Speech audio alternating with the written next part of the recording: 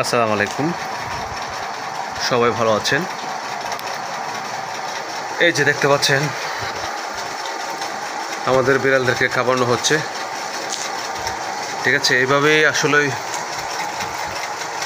সবসময় খাওয়াতে হয়, কারণ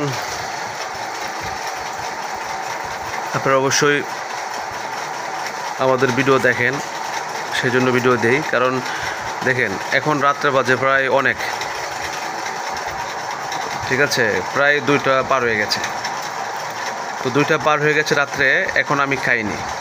আমি নিজে না খেয়ে ওদেরকে আমি খাওয়াচ্ছি, কারণ ওরা প্রাণী, ওরা বুয়া প্রাণী।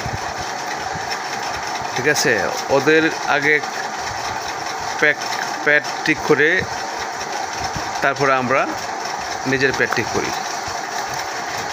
ওরা কথা বলতে পারে না, ঠিক আছে। এভাবেই যেমন আমরা মানুষ হয়ে 3 বেলা খেতে হয়, ওদেরকে 3 বেলা এভাবে খাওয়াতে হয়।